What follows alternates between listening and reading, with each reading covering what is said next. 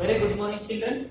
So I have started the lesson sorting materials into groups. Means making all the objects into separate groups. Means the objects which are having the same shape and same properties, we are keeping them in particular group. That is known as sorting materials into groups. So here let's see that physical properties of materials. Okay, in order to sort out the materials in different groups, we need to know what are the physical properties of those materials. Based on the physical properties, we can group the materials into different groups. Okay, so let us see the list of physical properties of different objects. The first one is appearance. So already I explained you about the appearance.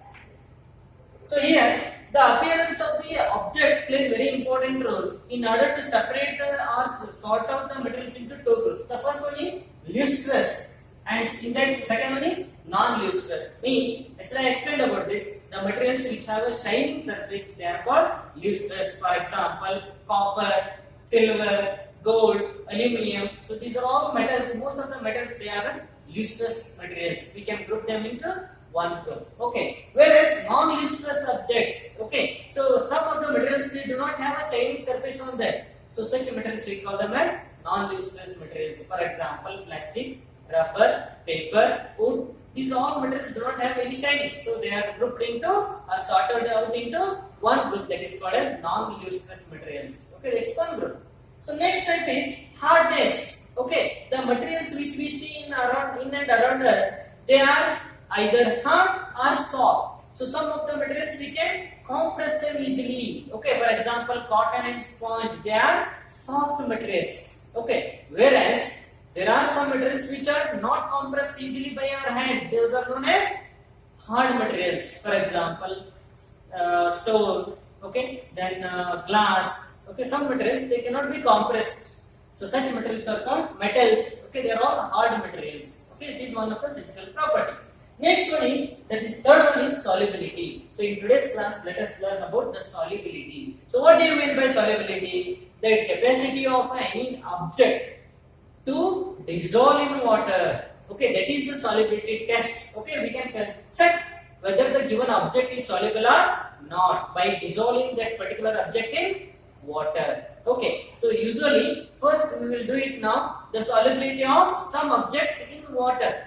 Okay, solid objects, how they are going to dissolve in water, we are going to check it out. So here, so next concept is float or sink. Okay, next one is transparent, translucent and opaque. These two concepts we will see in the next class. Okay, now let's see. So test for solubility. Okay, so solubility of some of the liquids. Okay, means we are going to add some of the solid substances in liquid, that is water. So whether they are going to dissolve in water or not, we are going to check it out. So look at the table here. Substances is given in the first column, and second column whether it disappears in water or does not disappear in the water. So the result we are going to check it out after doing the activity. Okay, first one is salt, sugar, sand and chalk powder. So four materials are given. So let us do this through the activity and get the result, and then you can fill it up. So now I will just tell you. So when the salt is dissolved in water, what happens? Sugar is dissolved in water, sand when it is dissolved in water, and when chalk powder is dissolved in water. So after when I perform the activity, you need to observe the activity and later on you have to fill up this column in your notebook. I do not fill up here, you need to do in your notebook.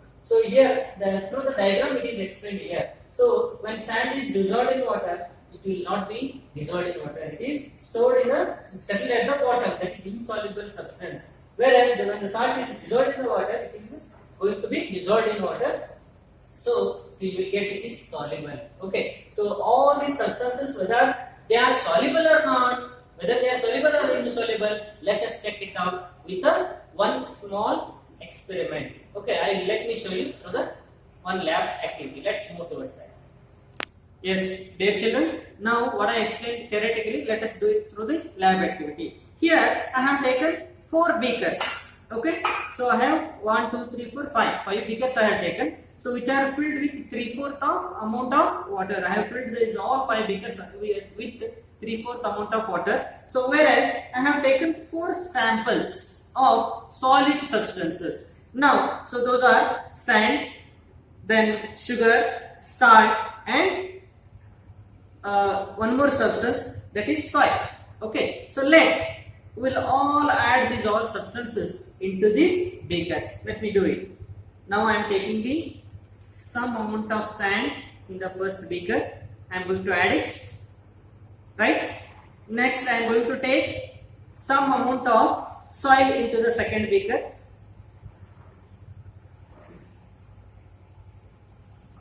Now I am going to add some amount of sugar in the third beaker.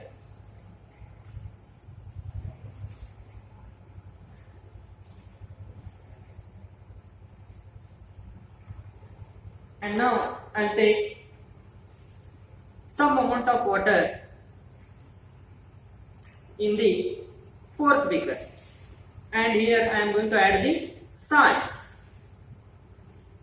Some amount of salt I am going to add it to the beaker. Yes. Now you have observed I have added 4 things here, solid substances, that is sand, soil, sugar and salt. Now let me dissolve them with help of glass rod. I am going to shake it. Mix it completely. I am going to try to mix it with water.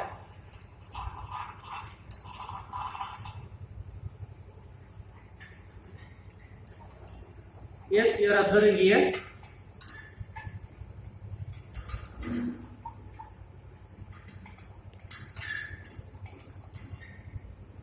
Salt. It's a solution of salt. Let us see there what is going to be the result after doing this activity. Okay, now the solution is prepared out of these all 4 materials. Okay, let's see what happens here. You have to completely make it dissolved in water. You have to try it. Let's see.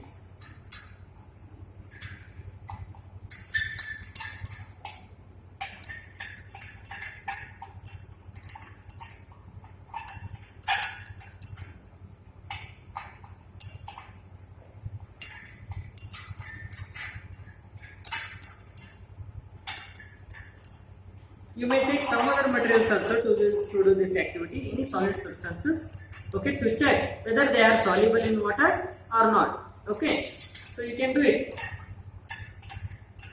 Now we have taken only 4 materials: sand, soil, sugar and salt. We have added here to do this activity.